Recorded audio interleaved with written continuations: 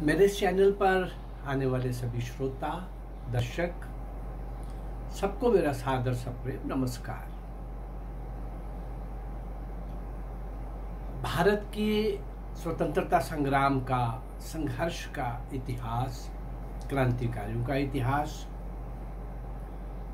वास्तव में जिन लोगों ने अपना जीवन निछावर करके भारत माँ की स्वतंत्रता के लिए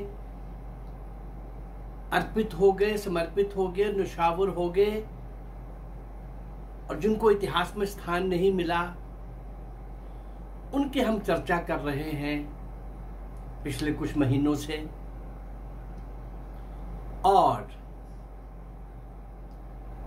अभी जो अल्पकाल मैंने लिया है वो 1857 से 1947, वीरमंगल पांडे से सुभाष चंद्र बोस तक। हम महारानी झांसी, 1857 के वो सारे के सारे वीर पुरुष, नायक नायिकाएं,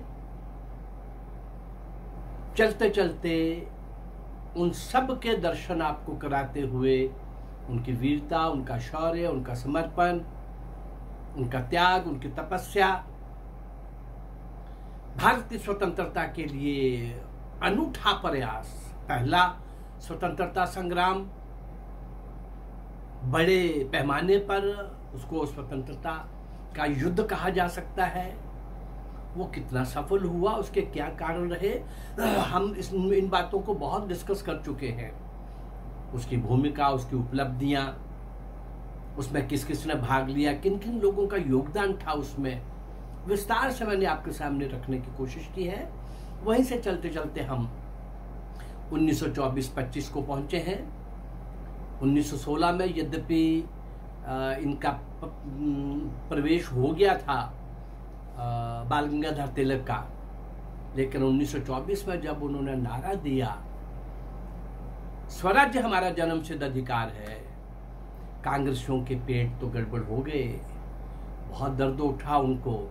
लेकिन क्रांतिकारी जहां जहां बैठे हुए थे उनके कान खड़े हो गए, अरे कोई तो शेर निकला है।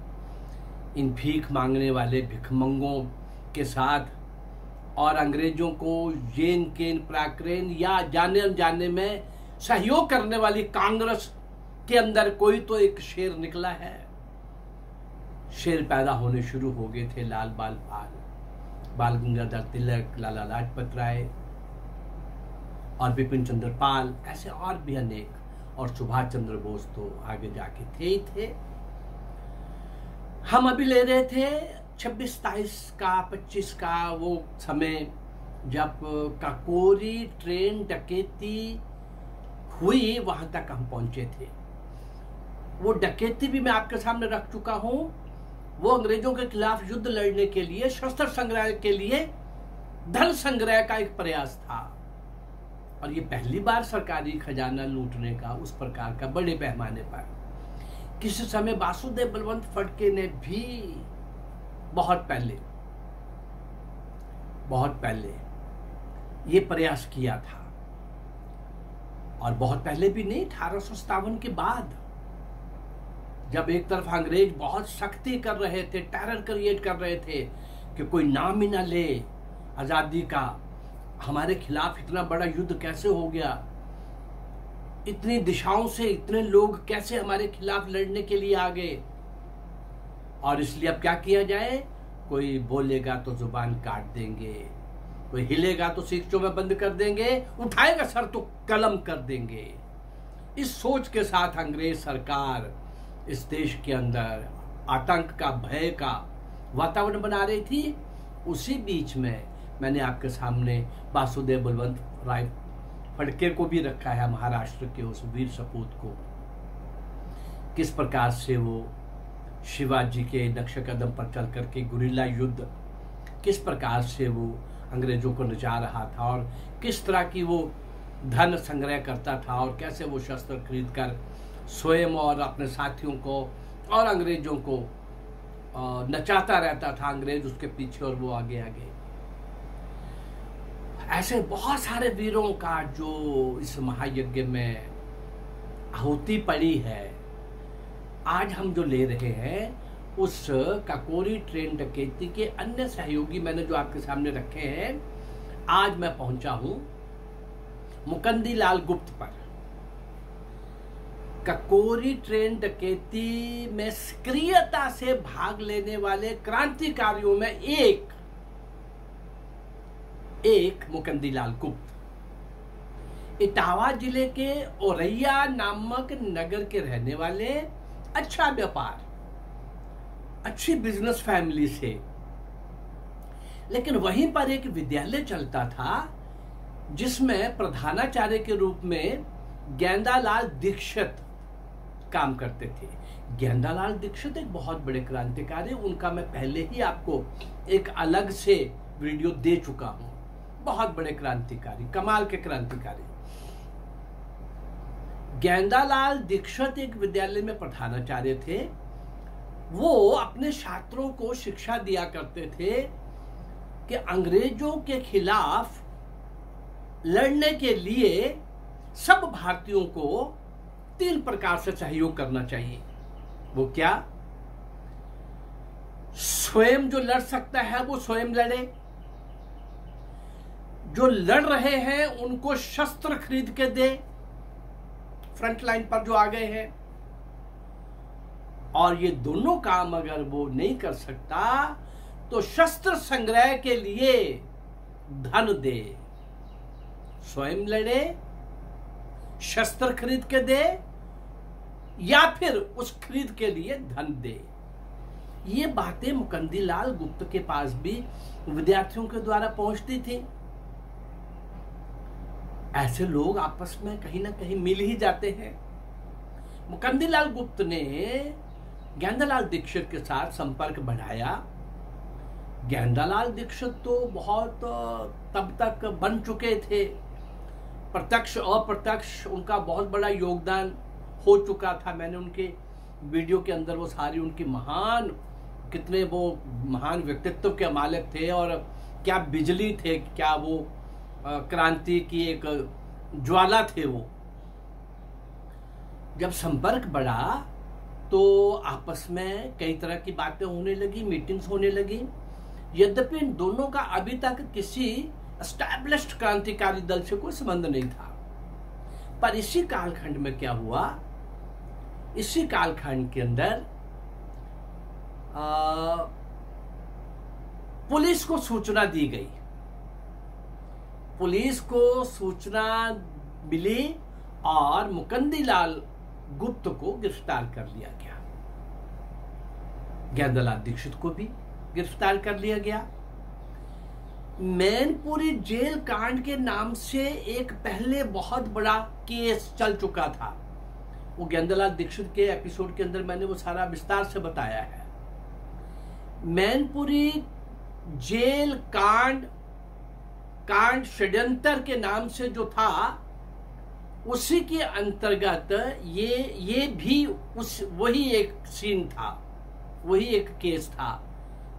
इस केस के साथ कई कुछ जुड़ा हुआ है, लेकिन इसी केस के अंदर इन दोनों को पकड़ा गया। केस चला, मुकदमा चला 1918 के अंदर। 1918 में मुकदमा चला तो 6 वर्ष का कठोर कारावास इनको मिला। यद्यपि तब तक इन दोनों के किसी बड़े एस्टैब्लिश्ड क्रांतिकारी दल से उस प्रकार के संबंध नहीं थे, लेकिन 6 वर्ष के कठोर कारावास के बाद जब ये निकले, बाहर आए, मुकंदी लाल गुप्त व्यापारी थे। उन्होंने अपना नगर छोड़कर झांसी चले गए। वो झांसी शिफ्ट कर लिया, वहां व्यापार करने लगे। वो अपने व्यापार में थोड़ा लगने लगे कि मैं फिर से एक बार स्टैब्लिश होकर के, और वो धन देने का काम, शस्त्र खरीदने का काम, शस्त्र खरीद के देने का काम, शस्त्र खरीदने के लिए धन देने का काम, वो अपने ढंग से मुकंदी लाल गुप्त लगे हुए थे। लेकिन इस बीच में एक और कुछ हो रहा था। हिंदुस्तान प्रजातंत्र संघ के फाउंडर तो थे शचिंद्र नाथ सान्याल, परंतु उसके बहुत एक्टिव साथी शचिंद्र नाथ बख्शी, वो क्या कर रहे थे, मैनपुरी जेल कांड में जो संलिप्त युवक थे, जहां जहां थे, सजाए भुगत करके जहां जहां भी वो गए थे, उन सबको वो खोज रहे थे, उनको फिर से जोड़ रहे थे। और इधर शचिंदर बख्शी ने मुकंदीलाल गुप्त को मिलकर उसको हिंदुस्तान प्रजातंत्र संघ, आज चूंकि हम मुकंदीलाल गुप्त को ले रहे हैं तो इनको सदस्य बना लिया। अब जब सदस्य बना लिया तो फिर वो जो मीटिंग शाहजहांपुर में हुई, रामप्रसाद बिस्मिल ने, हिंदुस्तान प्रजातंत्र संघ ने बुलाई, उस मीटिंग के अंदर मुकंदीलाल गुप्त भी थे। और वो जो प्लानिंग बनी, अलग अलग काम सौंपे गए। रामप्रसाद बिस्मिल को उसका जो सैनिक विभाग है उसका मुखिया बनाया गया। कौन कहां से बॉक्स को तोड़ेगा, कौन उस ट्रेन के अंदर, और उस बॉक्स को निकालने के बाद मनी बैग्स के अंदर पैसा निकाल करके गिनती से लेकर के कौन कौन साथी एक नहीं लेके जाएगा, 2-3 अलग अलग जगहों पर पहुंचेंगे, वो सारा मैंने पहले से विस्तार से बताया है। जर्मन से जो मौजर खरीदे गए, ये पैसा वहां भी काम आया। ये सारा इसके जिम्मे क्या काम था, जब आलमपुर और ककोरी के बीच में, आलमपुर के बाद लखनऊ ही था, ककोरी से भी ट्रेन निकली थी और जंजीर खींच दी गई थी प्लानिंग के अनुसार, जो पहले से योजना थी। अब इसका क्या काम था, ट्रेन खींचने के बाद कौन उस बॉक्स के पास जाएगा जहां मनी बैग्स रखे गए हैं, कौन जो ड्राइवर है ट्रेन का उसके पास जाएगा, और ऐसे ही कौन कौन बाहर बाहर पूरी ट्रेन में और कहां कहां खड़े होकर क्या क्या मोर्चा संभालेगा। मुकंदीलाल गुप्त के जिम्मे क्या काम था कि नीचे उतरकर अपनी गन से लोगों को वार्न करना। एक पॉइंट इसको दे दिया गया, वार्न करना, खबरदार किसने बाहर देखा तो जो बाहर देखेगा उसको उड़ा दिया जाएगा, खिड़की बंद करो।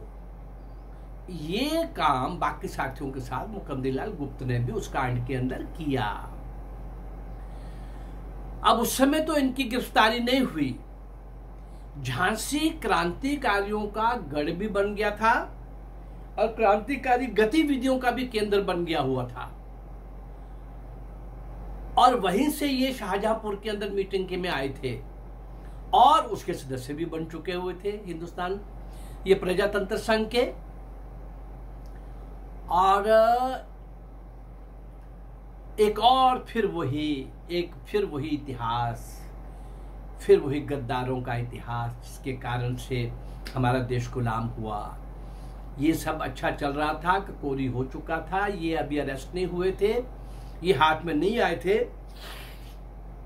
लेकिन इस बीच में वीरभद्र तिवारी, इसके कारण से बहुत सारे लोगों को गिरफ्तार किया गया।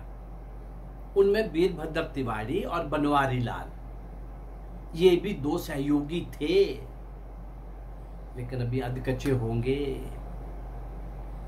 अब क्या हुआ, खरीदा गया कि मारा, टॉर्चर किया गया, लेकिन इन 2 सहयोगियों ने की मुखबरी से मुकंदीलाल गुप्त को भी गिरफ्तार किया गया।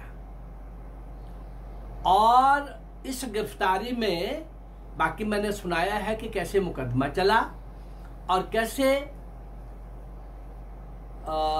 6 सितंबर 1927 को उनको दंड घोषित हुआ, मुकंदीलाल गुप्त को 7 वर्ष का। गेंदालाल दीक्षित अभी इसमें नहीं पकड़े जा सके थे। 6 सितंबर 1927 को आजीवन काले पानी का दंड मिला। 6 वर्ष का पहले कठोर कारावास भुगते, झांसी शिफ्ट किया और ककोरी के बाद आजीवन कारावास। कौन सा? काले पानी का। कल्पना करना भी कठिन है काले पानी की।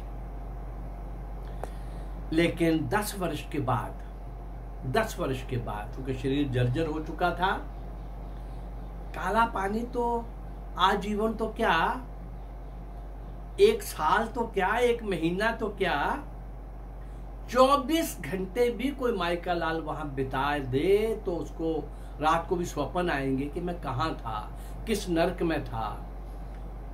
उस नर्क की कल्पना भी नहीं की जा सकती। 10 वर्ष के बाद शरीर जर्जर हो गया। सरकार ने इनको वहां से छोड़ दिया कि उनकी इसकी मृत्यु का उनके ऊपर आएगा बात कि जेल में मार दिए गए भारत के नौजवान और भटकेंगे।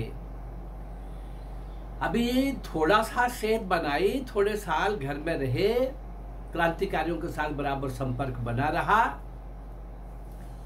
और इस बीच में भारत छोड़ो आंदोलन 1942 क्विट इंडिया मूवमेंट 9 अगस्त को जो आरंभ हुआ था, उस आंदोलन का क्या किया वो एक अलग विषय है, पर उसमें भी सक्रियता से भाग लिया और फिर से पकड़े गए, फिर से 7 वर्ष का कठोर कारावास। लेकिन 42 से 7 मतलब 47 में देश आजाद हो गया। देश आजाद हो गया, इनको मुक्त कर दिया गया, लेकिन दुर्बल शरीर के साथ और नेक और बुलंद इरादे के साथ बाद में भी बहुत सारे क्रांतिकारियों को बहुत समय तक इसलिए छिपके रहना पड़ा, छिपके काम करना पड़ा कि ये अंग्रेजों के स्पॉन्सर्ड लीडर सुभाष को सौंपने का जो एग्रीमेंट कर चुके हैं ब्रिटिश सरकार को, कहीं हमें भी पकड़ के उनको ना सौंप दें। ऐसे महान क्रांतिकारी आजीवन जूझने वाले, संघर्ष करने वाले, लड़ने वाले, अंतिम श्वास तक भारत मां की सेवा के लिए लगे रहने वाले, भारत मां की स्वतंत्रता की बेड़ियों को काटने वाले ये महान क्रांतिकारी, जीवन व्रती, मौन तपस्वी, नीम के पत्थर, जिनके कारण हमको आजादी मिली। और हमें क्या बताया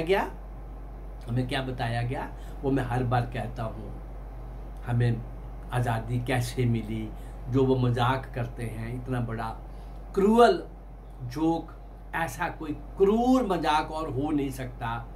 इन सब महान क्रांतिकारियों को जिनको इतिहास में स्थान नहीं मिला, मैं आपके सामने समय समय पर रोज, ऑलमोस्ट रोज, महीने में 25 तो कम से कम ऐसे लोगों को आपके सामने ला रहा हूं। 2 वीडियो के बाद देशभक्ति का गीत भी दे रहा हूं, और इस ककोरी ट्रेन डकैती में जो लोग थे उनको एक एक करके, एक एक का जीवन मैं आपके सामने ला रहा हूं। और एक आपसे प्रॉमिस किया था मैंने कि राम प्रसाद बिस्मिल की वो पंक्तियां, सरफरोशी की तमन्ना, पूरा रेडियो में बजने वाला गीत तो मैं नहीं बोल रहा, मैं वो 2 पंक्तियों के साथ साथ अलग अलग समय में अलग अलग क्रांतिकारियों ने जो भाव व्यक्त किए, मैं कुछ वो लाइनें ले करके इन 2 लाइनों को साथ जोड़ करके आपके सामने पेश कर रहा हूं। तो आइए आज फिर देखते हैं। कल के वीडियो में मैंने बोला था लिखने को दुनिया लिखती है, पढ़ने को दुनिया पढ़ती है, लिखने पढ़ने को ही लेकिन हम नहीं कहानी कहते हैं। आगे का वो सारा मैंने कल बोला था। आज उसी प्रकार का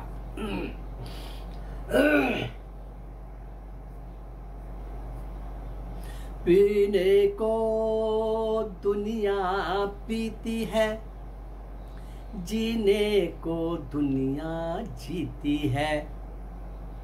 पीने को दुनिया पीती है, जीने को दुनिया जीती है।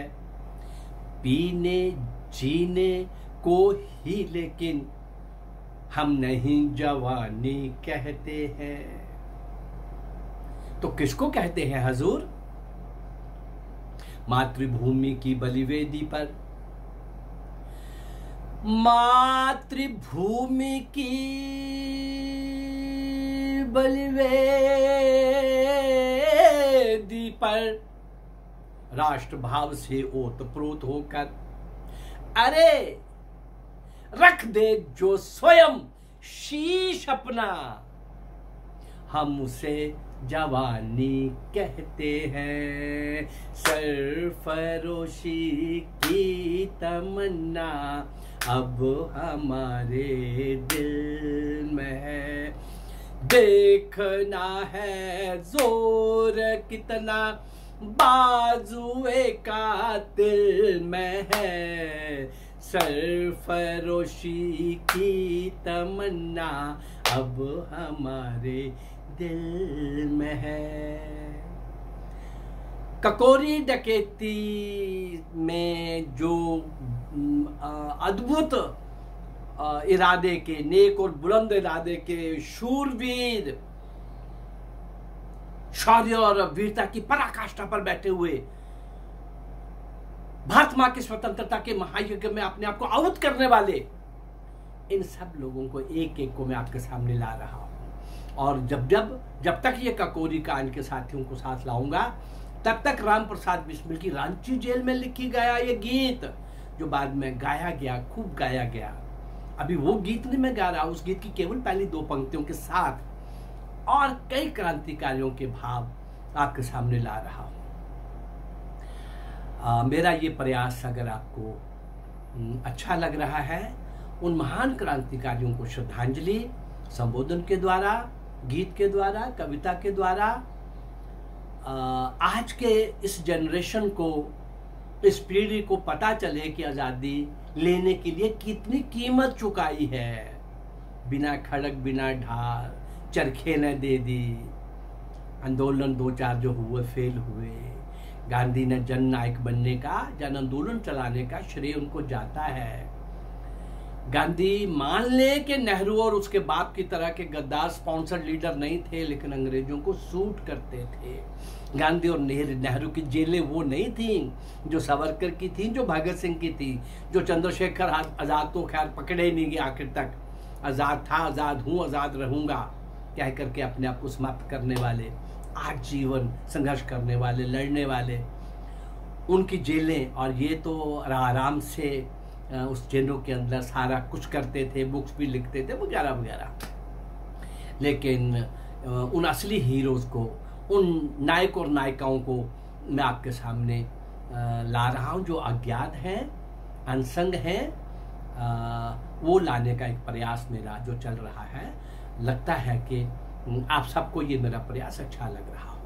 अगर ये मेरा चैनल आपको अच्छा लग रहा है तो आप इसको लाइक करिए, सब्सक्राइब करिए और शेयर करिए। नमस्कार, जय भारत, धन्यवाद।